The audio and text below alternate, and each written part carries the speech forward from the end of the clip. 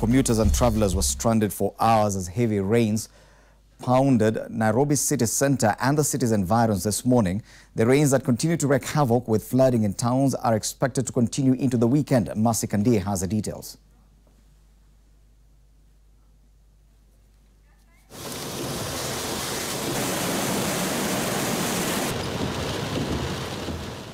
When it rains, it pours. And it did exactly that this morning in the city, with the aftermath totally paralyzing movement.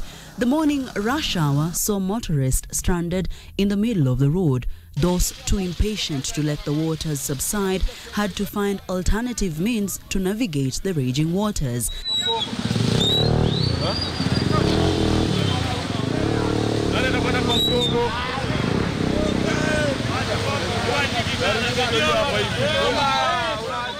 Some options, however, came with the level of risk.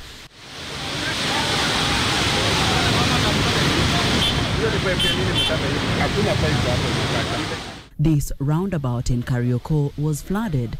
In town, pedestrians had to part with a few coins to be assisted to cross the roads. Police officers were not spared the harsh weather as they directed traffic, both motorized and human. Floodwaters filled major streets and avenues in the city, with some commuters forced to wade through after alighting from matatus. PSV operators on some routes took advantage of the situation to double fares, further compounding the hectic morning for city dwellers going about their business. Tulikuwa tunaombea mvua ikuje, lakini saa hii imetuaffect kiasi.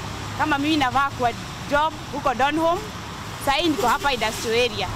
Sijui nitafikaje. Gari zinishinda, hata njamu imenishika sana, hata sijaweza kufika kazi, ndio naelekea kazi saa hizi. Nimekaa almost 2 hours. Siwezi enda, mvua imenishinda kupita, maji imejaa, nashindwa nitaendaje job. Sasa hata njia yote ile customer wanatumia kukuja kwa biashara zetu ni kama imefurika. Mudhurwa's market dirt road was turned into a mini river. Vendors forced to abandon their businesses as they sought shelter from the heavy rains that started at around 6 in the morning. The Kenya Meteorological Department says the heavy rains pounding most parts will continue. Several parts of Kenya, including Mount Kenya, Kisii, Bomet, Kericho, Migori, Narok, Kakamega, Kajiado, Nakuru and Kwale are expected to experience heavy rains this week. Mercy Kandie, Tanui, Citizen Live at 1.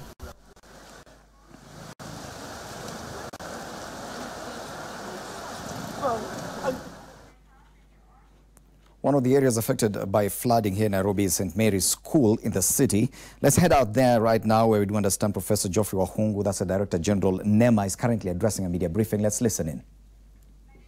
County governments, just the discussions we had, we are calling upon you to actually mop up all the bottles, all the waste and the debris that is washed ashore by the fast flowing streams in Nairobi and in other major towns.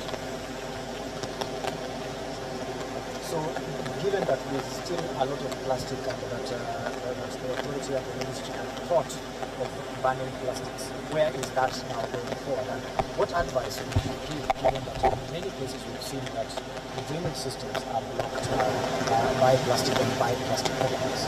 Yeah. Let me say that you will agree with me that by and large there is significant less plastic bags. But now what is very noticeable are the bottles. I know it is true that the ministry has said that we are in discussions about take-back schemes for plastic. We announced to you earlier that we had projected for April 1 because the stakeholders had said they will come together. But there's a big problem, as you can see.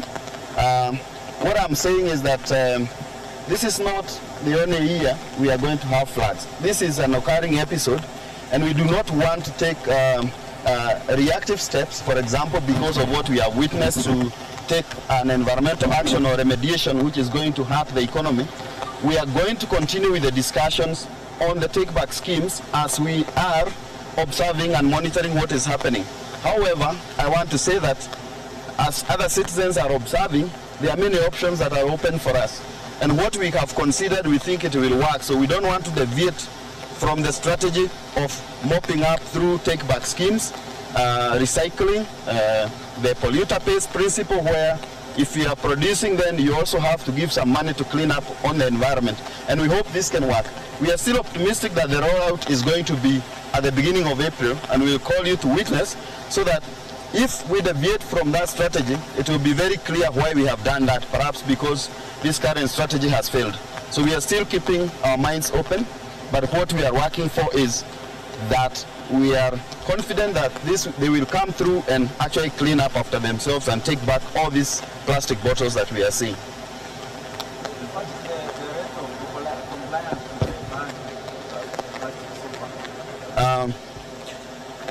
We have, for example, this week, we have been monitoring, but we have done about 3 arrests countrywide on major producers, as well as even the people who are retailing in Mama Mbogas.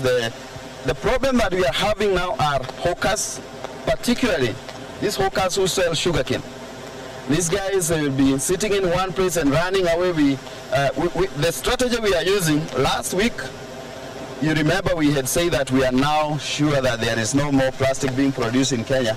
But a week and a half ago, there was a surprise tip-off, and we got one manufacturer who had over 70 tons. And therefore, we changed our strategy. We are intensifying now on really gathering information on that. We think that was a one-off case.